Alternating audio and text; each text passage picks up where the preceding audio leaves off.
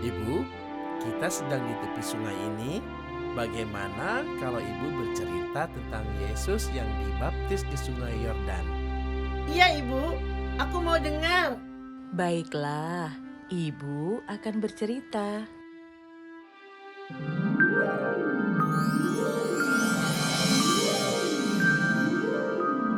Firman Allah datang kepada Yohanes.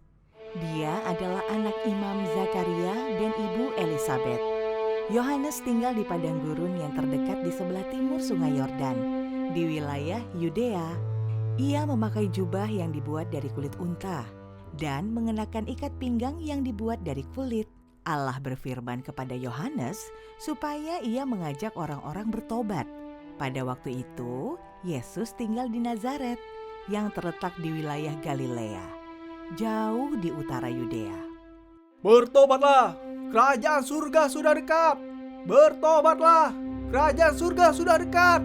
Bertobatlah, kerajaan surga sudah dekat.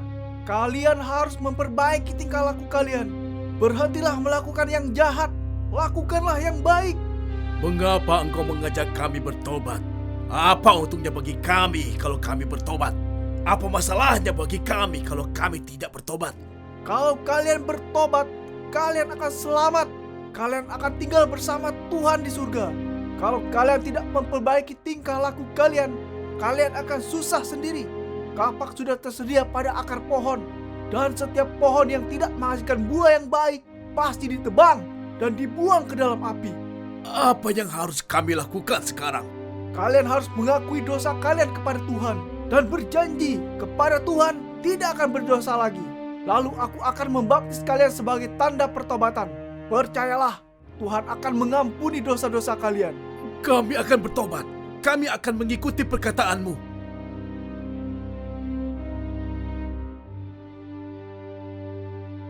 Kami ingin bertobat. Apa yang harus kami lakukan? Siapa yang mempunyai 2 helai baju, hendaknya ia membagi dengan yang tidak punya.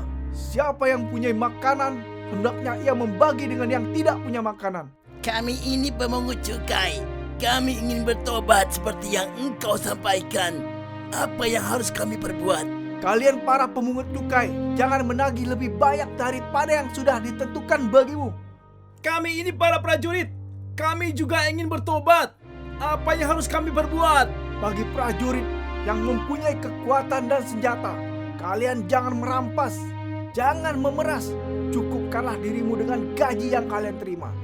Yohanes, apakah engkau adalah Mesias yang ditunggu-tunggu oleh orang-orang Yahudi?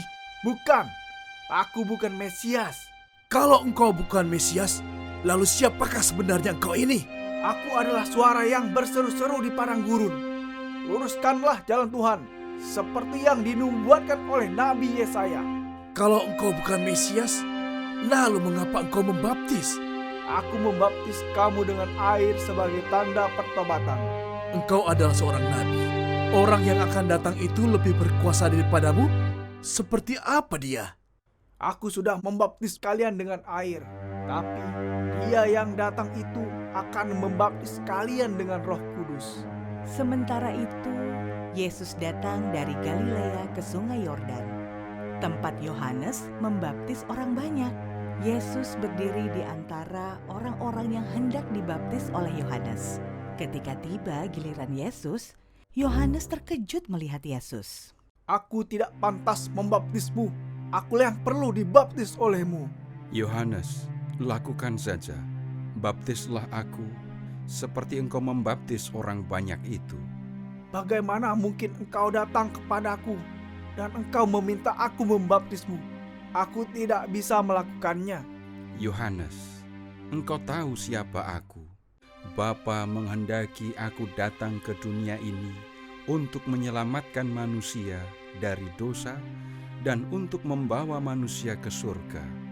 Karena itu, aku harus menjadi seperti manusia yang lain.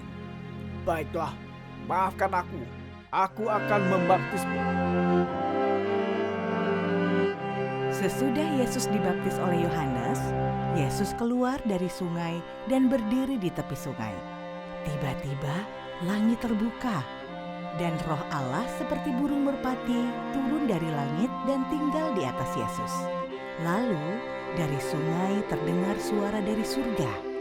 Inilah anakku yang terkasih, kepadanyalah aku berkenan.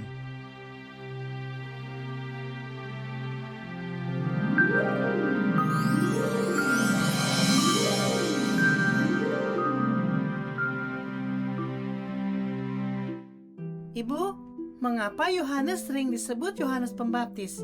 Yohanes disebut Yohanes Pembaptis karena membaptis orang banyak. Ia membaptis orang sebagai tanda pertobatan. Bertobat itu bagaimana, Bu? Orang yang bertobat tidak melakukan lagi hal-hal yang salah, yang menyakiti orang lain, yang merugikan orang lain. Ia tidak mau melakukannya lagi karena semua itu tidak berkenan kepada Tuhan. Lalu dia melakukan hal-hal yang baik untuk orang lain. Seperti yang dikatakan oleh Yohanes itu ya, Bu. Kalau punya makanan, kita membagi makanan kita dengan orang-orang yang tidak mempunyai makanan. Kalau punya pakaian, kita membaginya dengan orang-orang yang tidak mempunyai pakaian. Benar, Sam. Orang yang bertobat itu melakukan yang baik untuk menolong orang lain. Kalau begitu, bertobat itu sulit atau tidak, Bu? Kadang sulit, kadang tidak. Tetapi kita tidak perlu khawatir, Nak. Karena Tuhan membantu kita dengan mengutus Roh Kudus kepada kita.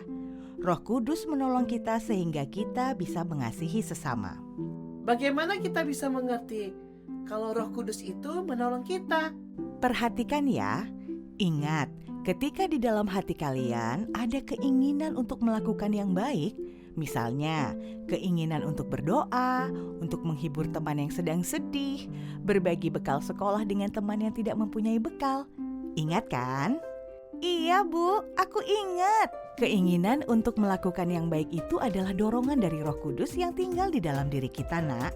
Lakukan keinginan untuk melakukan hal-hal yang baik, itu maka kalian pasti membuat Tuhan tersenyum.